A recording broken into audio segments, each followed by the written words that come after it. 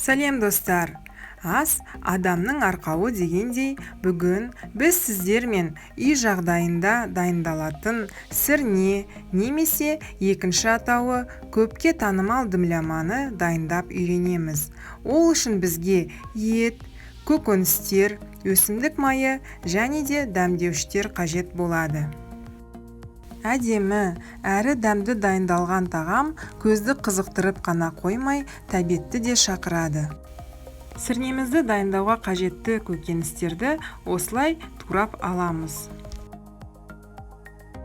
Сірнемізге қосылатын көкөністердің әр қайсында әртүрлі дәрумендер бар. Бұл тағамға өзіміз қалаған кез келген көкөністі қосып дайындауға болады.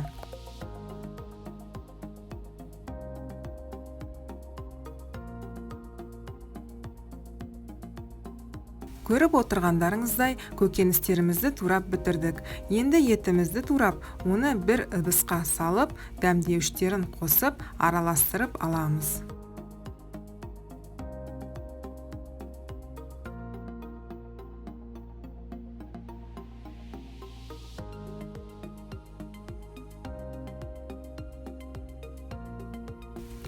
Дайындап алған қазанымызға өсімдік майын құямыз.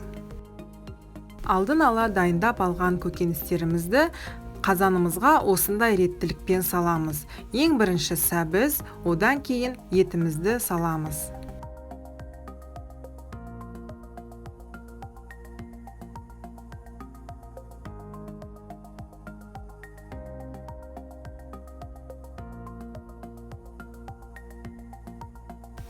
Етіміздің үстіне пияз, қызанақ, бұрыш, картошкаларды салып, дәмдеуіштерді себеміз.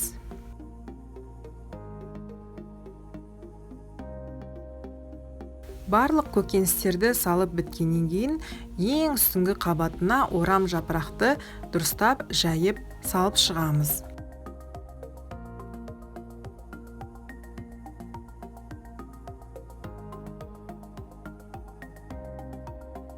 Барлық ингредиенттерді қазанға осындай реттілікпен салғаннан кейін қақпағын жауып газға қоямыз. Бірінші 10-15 минутта газдың астын қатты етіп қойып, қалған 1-1,5 сағатта газымыздың астын жай қойып, тамағымызды пісіріп аламыз.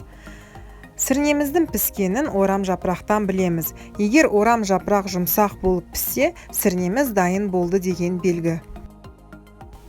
Иісі мұрын жаратын, тәбетіңді ашатын сірнеміз дайын болды.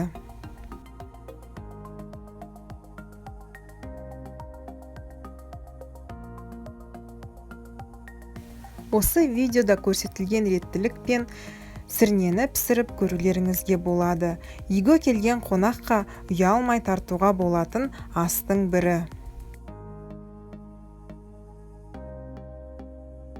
Менің каналыма жазылып, комментарий қалдырып, лайк қоюларыңызды сұраймын.